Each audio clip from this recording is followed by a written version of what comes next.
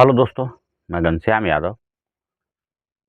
देखिए, दिया गया प्रश्न करा कि पार्श्व चित्र का अर्थ होता है जो बगल में या पास में जो दिया गया चित्र है में ओ जो है वृत्त का केंद्र है। वृत्त की त्रिज्या 5 सेंटीमीटर। करा इस वृत्त की जो त्रिज्या है वह 5 सेंटीमीटर है। वृत्त की एक जीवा दे दिया गया है ए बी। करा कि ए बी जो उसकी जीवा है जिसकी लंबाई 6 सेंटीमीटर है, बता रहा है ए से जो है बी की दूरी जो है 6 सेंटीमीटर है। यदि ओ एम कह रहा है ए बी पर लंब ए बी, तो कह रहा है कि ओ एम की लंबाई ज्ञात कीजिए। देखिए, कह रहा है कि पार्श्व चित्र में जो ओ है वृत्त का केंद्र है। वृत्त की त्रिज्या, देखिए दोस्तों, किसी भी वृत्त की सारी त्रिज्याएं, चाहे जितनी भी त्रिज्याएं हो, सब समान होती हैं। फिर करा वृत्त की एक जीवा किसे कहते हैं? वृत्त के अंतः भाग को मिलाने वाली वह रेखा जो केंद्र से होकर न जाए, यानी केंद्र के पास, यानी केंद्र पर होकर न जाए, केंद्र के आसपास यानी अगल बगल से जाए, उससे दूर से कहीं से जाए, तो उसे हम जीवा कहते हैं।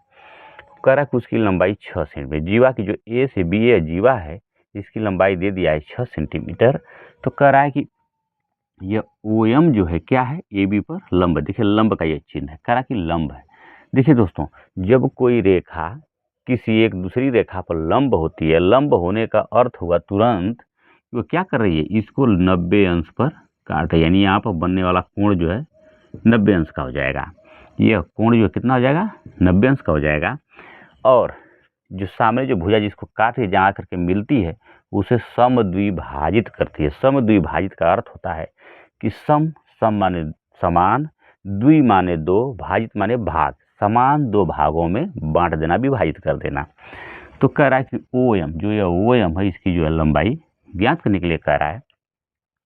तो अब आप देखिए, ए एम को जो है ओ एम आ करके देखिए क्या कर रहा है, लंब है। लंब होने का अर्थ हुआ कि यहाँ पर 90 अंश का, और 90 अंश का अर्थ हुआ कि ए बी को क्या करा, समान दो भागों में बांट दे रहा है। अर्थात ए एम का जो है दूरी लंबाई 3 सेंटीमीटर हो जाएगी, और एम बी की भी जो है लंबाई 3 सेंटीमीटर हो जाएगी। कह रहा है कि जीवा जो है त्रिज्या जो है 5 सेंटीमीटर। देखिए, तो ओ से ए को आप मिला दीजिए। वृत्त के केंद्र से परिधि तक आने वाली रेखा क्या कहलाती है? त्रिज्या कहलाती है। तो यह त्रिज्या कितनी कह रहा है? 5 सेंटीमीटर का कह रहा है, 5 सेंटीमीटर है। तो अब देखिए, लंब जो है, लंब आपका ज्ञात हो गया। जो लंब डाली जा रही है रेखा, वह लंब भुजा हो गई। और जो केंद्र से परिधि तक आ रही है, जिसको त्रिज्या कह रहे हैं, यह 5 सेंटीमीटर ज्ञात हो गई। और आधार देखिए दिया हुआ है आपको 3 सेंटीमीटर। तो कह रहा है कि ओ एम की दूरी ज्ञात कीजिए। देखिए, ओ एम की दूरी हमें ज्ञात करना है। और जब कोई त्रिभुज के बीच में, यानी कोई त्रिभुज समकोण त्रिभुज हो, तो उसमें हम पाइथागोरस के प्रमेय लगा लेते हैं। ओ ए क्या है आपका? कर्ण भुजा। तो हम लिखेंगे ओ ए का वर्ग बराबर ए एम का वर्ग प्लस ओ एम का वर्ग। देखिए, कर्ण का वर्ग बराबर ए एम का अर्थ है आधार का वर्ग प्लस ओ एम का अर्थ है लंब का वर्ग। यहाँ पर देखिए ओ एम हमें निकालना है, तो लिखेंगे। देखिए, हम यहाँ पर ओ एम का वर्ग बराबर हो जाएगा ओ ए का वर्ग माइनस ए एम का वर्ग। देखिए, तो अब यहाँ पर ओ ए क्या है? 5 सेंटीमीटर। लिखेंगे हम 5 सेंटीमीटर का वर्ग माइनस ए एम कितना है? 3 सेंटीमीटर। चूंकि पूरी लंबाई इसकी 6 सेंटीमीटर है, समान दो भागों में बांट रहा है, तो ए एम 3 सेंटीमीटर और एम बी भी क्या हो जाएगा? 3 सेंटीमीटर। तो 3 का वर्ग ओ एम का वर्ग बराबर, तो देखिए ओ एम का वर्ग बराबर क्या हो जाएगा? 5 × 25 माइनस 3 × 9। 25 में से 9 घटाएंगे तो आपका हो जाएगा 16 ओ एम स्क्वायर, अर्थात ओ एम बराबर √16। तो देखिए, 16 का जब वर्गमूल आप कर देंगे तो ओ एम बराबर कितना हो जाएगा, 4 चौके 16 प्लस और माइनस। तो देखिए प्लस और माइनस, माइनस का अर्थ है कि कोई भी लंबाई निगेटिव नहीं होती है, ऋणात्मक नहीं होती है। ऋणात्मक होने का अर्थ है कि वह 0 से छोटी नहीं हो सकती, अर्थात प्लस लेंगे, अर्थात हो जाएगा आपका ओ एम बराबर 4 सेंटीमीटर। दोस्तों यही हमारा आंसर हो जाएगा।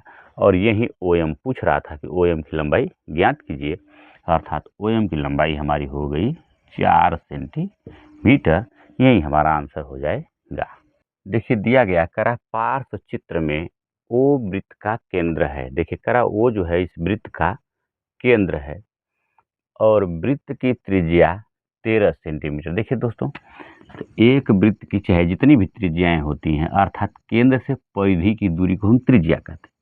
तो यहाँ से हम आवश्यकता अनुसार ओ से ए को ड्रा कर लेते हैं, खींच लेते हैं। तो इसको कह रहा है कि 13 सेंटीमीटर है। देखिए इस प्रकार से। फिर कह रहा है कि ए बी जो है वृत्त की जीवा है। देखिए यह ए से बी की जो दूरी है उसे कह रहा है कि जीवा है। जीवा का अर्थ है कि वृत्त की अंत परिधि को मिलाने वाली वह रेखा जो केंद्र से होकर नहीं जाती हो, उसे हम जीवा कहते हैं। तो कह रहा है कि ए बी जो है वृत्त की जीवा है। यदि लंब ओ एम, देखिए ओ एम, ओ से एम की दूरी दिया गया है आपको, इस बार कह रहा है कि 5 सेंटीमीटर है। तो कह रहा है कि तो ए बी की लंबाई ज्ञात कीजिए।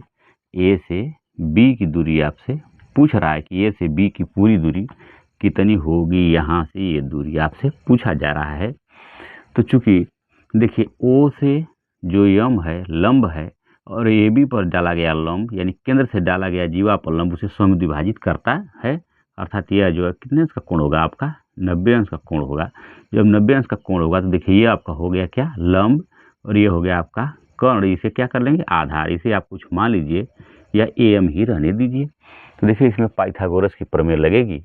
तो हम लिखते हैं यहाँ पर कर्ण का वर्ग।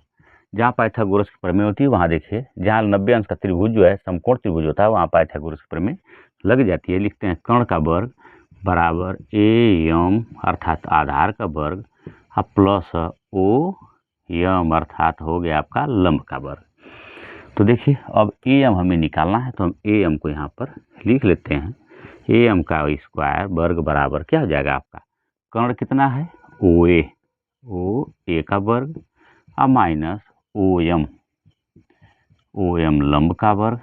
तो कर्ण देखिए कितना है 13, तो हम लिखेंगे 13 का वर्ग माइनस ओ एम कितना है 5 अर्थात 5 का वर्ग ए एम स्क्वायर बराबर, तो हो जाएगा आपका ए एम स्क्वायर बराबर देखिए 13 का 13 में गुणा करेंगे, वर्ग करेंगे, 13 13 एम 169 माइनस 5 पचे के 25। देखिए 169 में से 25 आप घटा लीजिए तो आपका हो जाएगा 144 ए एम स्क्वायर, अर्थात ए एम बराबर हो जाएगा 144 करणी में। करणी में होने का अर्थ हुआ कि इसका वर्ग मूल निकालना है। दोनों पक्षों का जब वर्गमूल आप निकाल रहे हैं तो हो जाएगा आपका, देखिए यहाँ पर ए एम बराबर 144 का वर्गमूल करेंगे तो 12 बरही हम 144 प्लस और माइनस, माइनस को इसलिए हम छोड़ देते हैं, नगण्य कर लेते हैं, क्योंकि किसी भी त्रिभुज की जो है भुजा जो है ऋणात्मक नहीं हो सकती, क्योंकि वह 0 से छोटी नहीं हो सकती। अगर 0 या 0 से छोटी हो जाएगी भुजा तो वह क्या हो जाएगा आपका, अमान्य हो जाएगा, कोई त्रिभुज ड्रॉ ही नहीं हो पाएगा। इसलिए क्या करेंगे, इसे पॉजिटिव वाला ही लेंगे। ए एम बराबर 12 सेंटीमीटर, अर्थात ए एम की मान कितना हो गया 12 सेंटीमीटर। तो अब देखिए जब ओ एम लंब डाला गया तो ए बी को क्या कर दिया, समाद्विभाजित, समान दो भागों में विभाजित कर दिया। तो अगर यह 12 सेंटीमीटर तो ए बी की पूरा दूरी कितनी हो जाएगी, तो अब लिखेंगे हम यहाँ पे, यानी दुना हो जाएगी। तो हम लिखेंगे यहाँ पर ए बी बराबर 2 गुणते ए एम, यानी कि ए एम की दूरी का क्या होगा 2 गुना। देखिए यह 12 सेंटीमीटर, जब यहाँ से इसको काट रहा है, समान दो भागों में बांटा, तो 12 सेंटीमीटर AM और MB की भी दूरी तो 12 सेंटीमीटर होगी। तो हम लिख लेंगे AB बराबर क्या है, AM का दुना। तो देखिए लिख लेंगे यहाँ पर 2 गुणते AM का मान 12, अर्थात 12 दूना के 24 सेंटीमीटर। AB की दूरी कितनी होगी, AB की लंबाई कितनी हो गई, 24 सेंटीमीटर। यही हमारा आंसर हो जाएगा।